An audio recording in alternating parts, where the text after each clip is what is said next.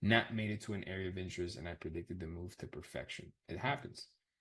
Then we have this, which is perfect. I set all different possible fucking scenarios for you to be able to enter this trade.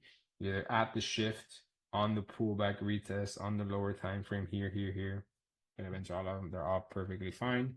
Hit your take profit perfectly. The only question I can see that you can possibly have here is like, all right, Alex, once it made it to my take profit and then it broke through it, and you say that we have to hold through the area, how do you know when to stop?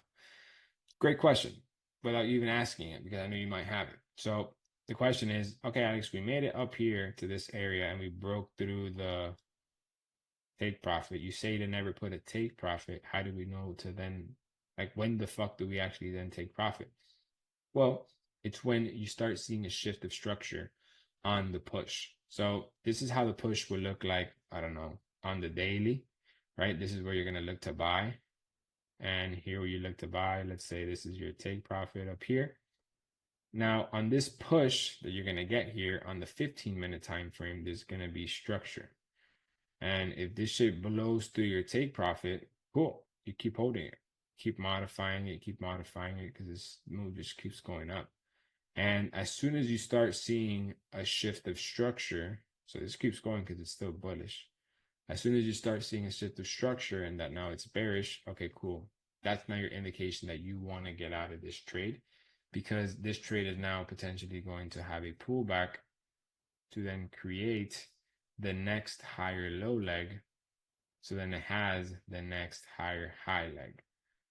And then basically this is where then you would enter the next trade. Once it does have then this next structure, this is where then you enter this next trade, and so on and so forth. But I won't teach you guys this right now. I'll teach you this later. Teaching you right now just how the fuck do you know when to get out if after we broke through the take profit. So this trade right here, let's go down to the 15-minute.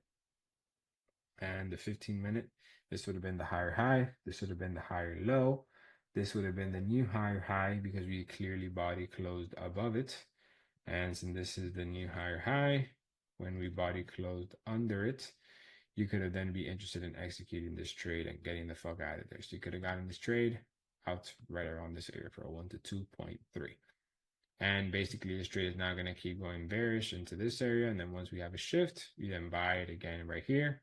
And then you continue going with the trend.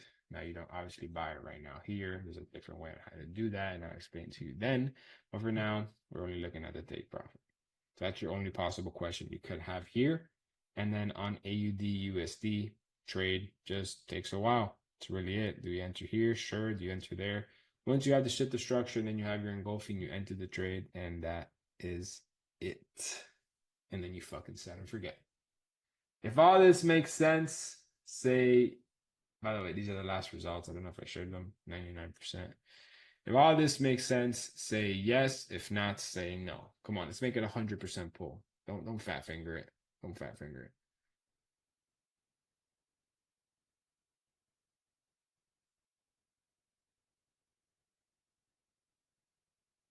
I mean, dude, honestly, this to me, this is probably one of the best polls that we've had the whole entire boot camp. Like almost 100% completion in 15 seconds, and 99% say yes and 1% say no. That right there almost puts a tear in my fucking eye. So, what possible questions can you guys have regarding this? All right, cool. Here we go. All right, please make them simple, guys. Don't fucking drive me crazy.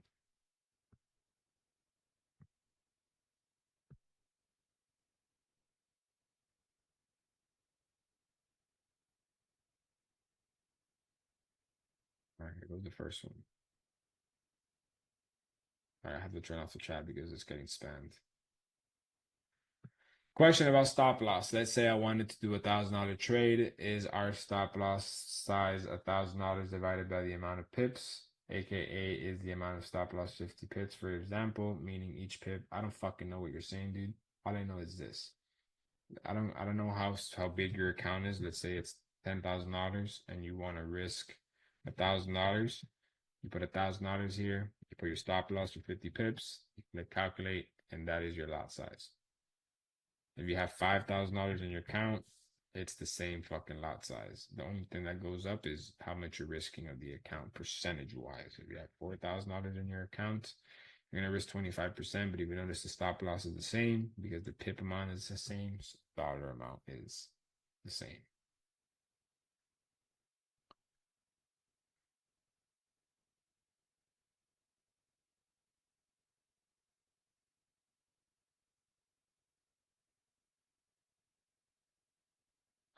Well, do you have a cell currently there?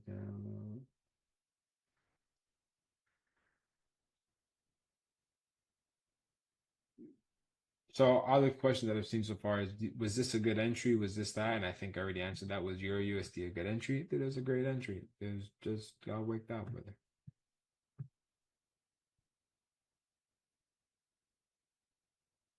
All right, let me see this right here. I'm just gonna the big ones. Honestly, I don't even read them, dude. I just read them here with you guys. All right. Alex, I thought of what you said in the last class about risk management, staying consistent with 2% risk on our trades. And I have a question about how did previous students manage to reach 100K within 3 to 6 months? They increased their risk, right?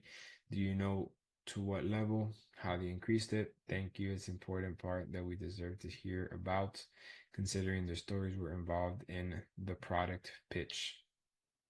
Um, Sure. I don't know what the product pitch has to do with this. I just say student results. I give you guys a foundation. So let's start off with the first one. I thought you said that in the last class about risk management, stay consistent on 2% of your trades. Yeah, again, I have to recommend you to stay within a certain percentage of the account that is healthy and that it's going to have you with a stable psychology. And if you break out of this as a beginner or to start using the strategy, you're not going to have stability in your mindset. So you have to stay at 2% max. Anything above 2% will not give you the stability, psychological, emotional control because you just don't know how to use a strategy. And if you don't have proper risk management, then you don't have the proper emotions and you don't properly execute the strategy. So you have to stick to the 2%. And the questions that have made $100,000 plus, which are a lot, I've had probably more than 1,000 students make $100,000 using the strategy. And have they done it within the 3 to 6 months? 100 fucking percent. And they started off using the 2% rule and then they got comfortable and then they raised their risk. Now, how did they increase their risk? Well, no, did they increase their risk? Yes, sir, obviously. And maybe they did or they didn't. Maybe they increased it to 4%, but they're trading with 600K. So it's really not that hard to get $100,000 if you're trading with 600K funded. So they did increase their risk. And how did they increase it? Well, I don't know exactly how they increased it. They increased it to whatever they were tolerant with. You're probably out here saying that you want to increase your risk, but then when you go increase your risk and you take a loss, you're crying. So that is entirely up to you. If you want to increase your risk, yeah, you're going to make more money, but get ready to lose more money. So it's what you're okay with doing. And only you will know when you're ready to do that. The answer to this is yes. In order for them to make 100K within 3 to 6 months, they did increase their risk. When did they do it? When they felt ready. Everybody knows when they're ready.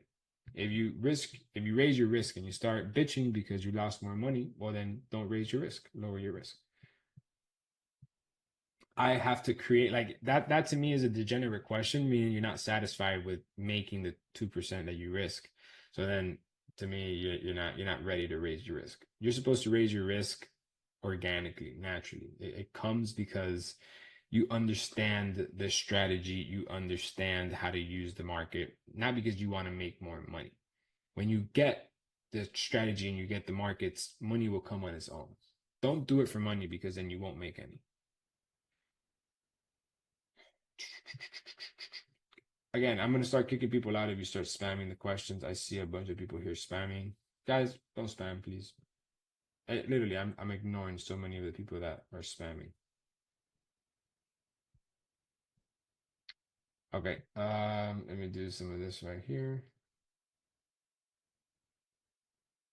So you talk about knowing how to avoid taking a trade off of an area of interest because of experience, but what do you realize through multiple times of avoiding the trade at the area of interest for a trade setup that is technically good setup based on the strategy? Because sometimes I feel I don't see what you see. Well, you don't see what I see because you just got started probably, and you just learned this. So I just know when to avoid a trader. Just sometimes I don't just like how it looks. And sometimes I love how it looks and then I lose. It's literally a case by case thing.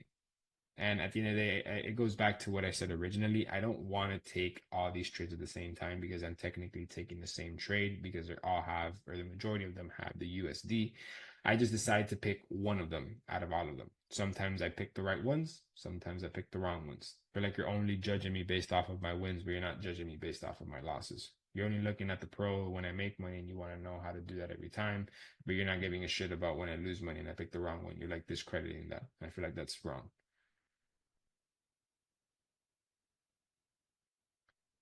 Um,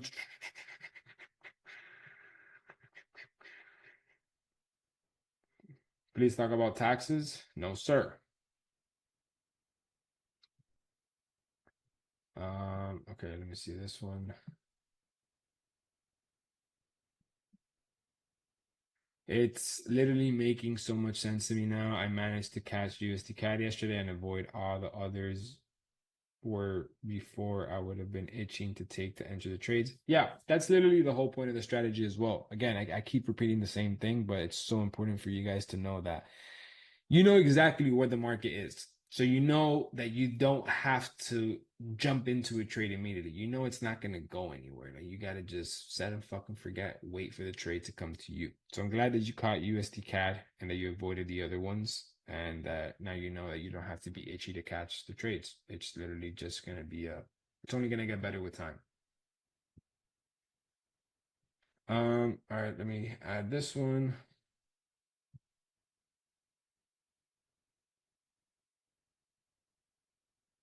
If we get a shift of structure above the psychological level for shorting, should we wait for the price to be? Go look at the fucking recording. Go look at yesterday's recording.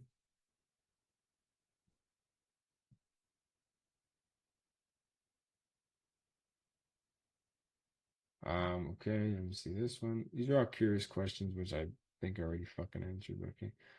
Do you wait for the daily candle to close before actually taking a trade? Because sometimes I see a wick going into the area their interest. Go watch the recording. Miguel Felipe.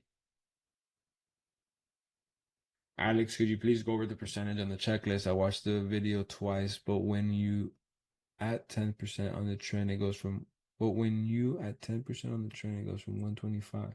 It goes to 125 from 105. I just want to get it 1,000% correct, A plus or nothing. Yeah, dude, just go watch the fucking recording for the third time because I literally say it. If you have 100%, great. If you have 125%, great. That doesn't mean you're not going to lose the trade. That just means you have a fuck ton of shit that's going to give you a better probability of the trade going in the favor or not. I don't know how confusing that can be, but sure.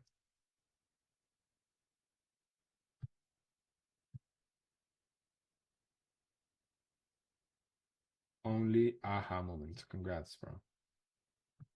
Why am I always getting wicked out? Because you suck, dude.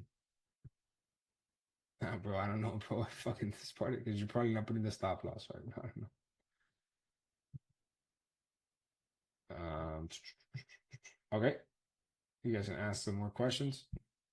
Make them some challenging ones, please. Just and do not spam. Do not spam. Do not spam. Do not spam.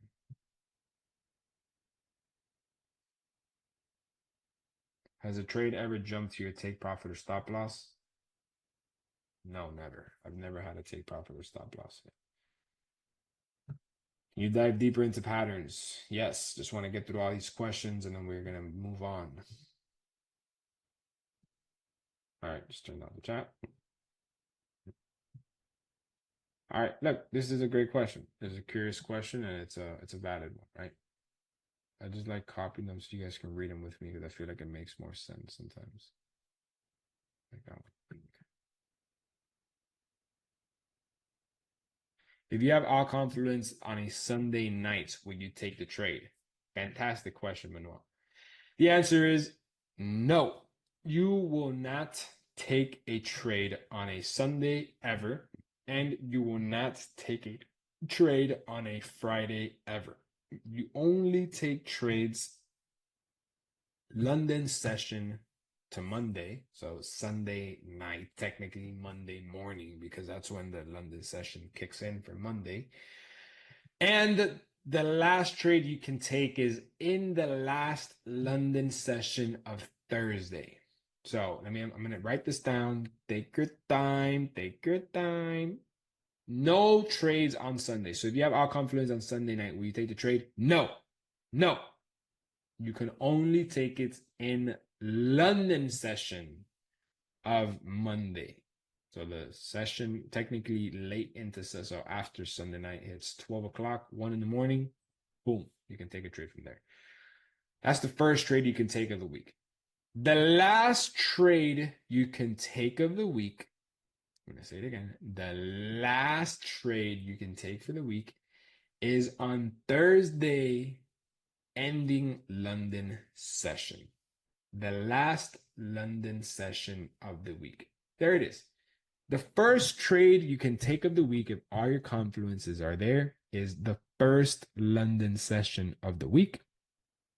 And the last trade you can take of the week is the last London session of the week. Cannot get any fucking simpler than that. First trade is the first London session of the week. The last trade of the week is the last London session of the week, which is Thursday night. And as soon as New York kicks in on Friday or what is it? Is it Friday London session? Yeah, or Friday London session, whatever. The last London session. So if market closes at 5 p.m. EST, work backwards to that clock, basically, or whatever. You guys get what the fuck I'm saying. Maybe it's Friday London session. I don't know. Whatever.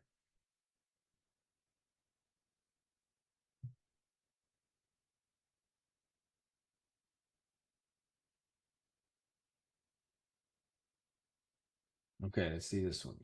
Alex Ugarte. Dude, I'm so bad with names. Jesus.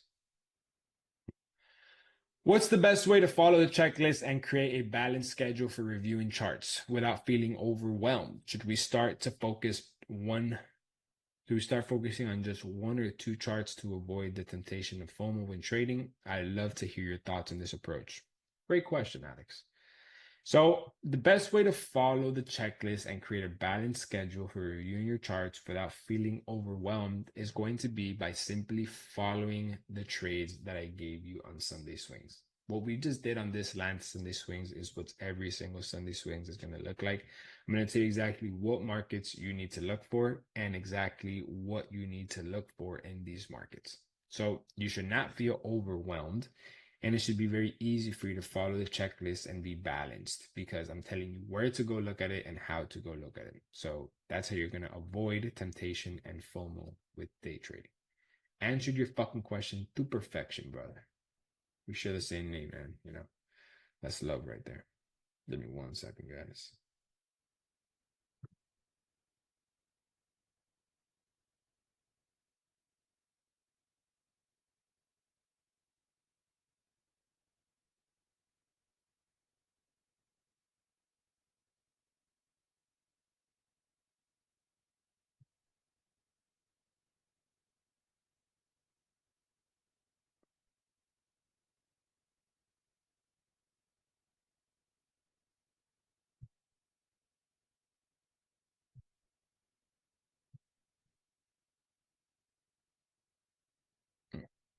All right, cool. Moving on. I don't know. I'm just going to copy this one. Hey Alex, I wanted to get into USD CAD, but then the time of the day was at the end of the session. Should I have stopped me from entering? Would that have stopped you? Also with USD CAD and USD already in motion, if you didn't catch those moves, do you consider the week done on trading and wait for the next one? Great question. So the trade was basically your entry was out of session, which is valid. Do I let that avoid me from entering a trade? Yes. Just depends how clean it is and how fucking gangster the trade looks. If it does not look super clean, I will not take the trade. Like you obviously can't take it like at the end of the session, but like a couple of hours before is fine. Like 3, 4 hours is fine, but if it's like 1, 2 hours, I would not recommend it. So that answers your first one. Should you have stopped it? Should they have stopped it from? Should that have stopped me from entering the trade? Yeah, that should have stopped you because that means you're being conservative. That means you're being selective. The fact that you did not enter shows me that you have self-control and you don't have FOMO, which is a good thing. I'd rather have you make a decision on not entering the trade than you saying, fuck it, I'm going to enter it. Because that leads me to understand that you are okay with being patient, that you are okay with waiting, and you don't care about missing out on a trade. What you are doing is you're preserving your capital and you're being very selective where you go put that money. I would much rather have you be that trader right now than the trader that goes and just says, fuck it, we're going to enter the trade. No, I would need you to do exactly what you did. If that helped, if that made you not enter the trade, I'm going to applaud you because that means that you're being conservative and you're being selective. So would that have stopped me? Absolutely. Also, with USD CAD and USD already in motion, it didn't catch, like if you didn't catch those moves, do you consider the week done on trading for the week? Yeah, technically the trade happened. The move is done. You move on to the next trade. Just because the move happened, you can't want it to happen again because you missed out of it. The fuck do you think this is? You know, a fucking roulette table? No. Dude, this is trading. Just because you bet on black or you wanted to bet on black and you didn't and you missed out, that now it should go again. No, dude, it's done. The trade is done. Now you move on to a next one. That's it. It's very simple. And if all the trades are happen to be finished and there's no more moves, then they're done for the week. You wait for next week. It's the beauty of trading. Answered your question to perfection, my brother. All right. See, these are the questions that I like because they're not like this leads, and all these questions are more curious questions. I call these like curious questions because they're not technical questions. They have nothing to do with what I've taught you with the strategy. They're more of like shit around the trading. Alex, let's say I take a loss on a pair on my area of interest one, but then after some time, maybe a day later or whatever, it gets to my next area of interest. If it looks good, should I retake or just move on? And if I lose one trade in the week, should I take another one just because you mentioned you only take one trade per week? All right, let's start off with the first one. Let's say I take my trade on area of interest one, whatever, and then later throughout the week, it goes on to my next area of interest and it looks good. Should I retake the trade? Yes, sir. You retake the trade. Or you can just move on, whatever you decide to do. There's no right or wrong. If it looks good, you take it. If you don't want to take it, you don't. It's entirely up to you. I've said this many times in the past. And if you lose a trade in the week, should you take another one? Just because you mentioned you only take one trade. Again, I'm already 5 years ahead of you and I am a fucking degenerate. So I can lose 10 trades in a row and I don't give a shit. It's you. How much trades are you willing to lose and be okay with it throughout the week? So if you lose a trade in a week, should you take another one? I don't know. Are you okay with it or are you not okay with it? Is there a great opportunity or is there not? Do you want to make money back or are you actually making a logical trading decision? It's entirely up to you.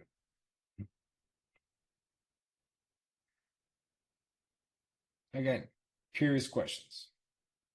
Has not like these are this is all great because this leads me to understand that the technical, which is the trading plan, like all these questions that you guys have are curious questions and you guys will figure them out on your own.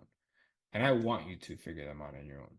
But as of right now, I've seen absolutely not one single fucking question about this. Like literally not one question has been about this. And that is a fantastic. I don't mind answering these curious questions. At the moment of entry, we need a structure change to occur. What happens if in the lower time frames the opposite structures change never happens? Then you never fucking take the trade. That's it. I don't have to keep reading the question. Last week, okay, I'm just reading through some of this.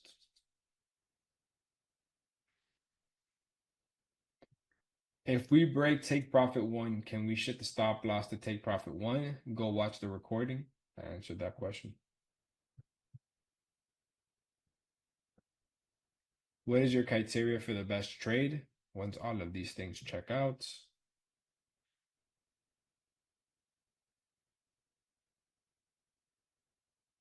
Can you add a description or the date to the recordings on the site since there's so many?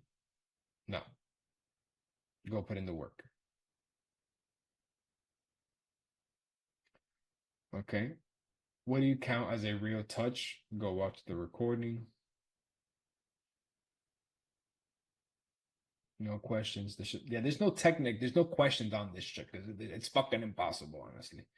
Like respectfully, it really is. Like, there's no way you can have a question on that. You can have a question on, again, curious questions.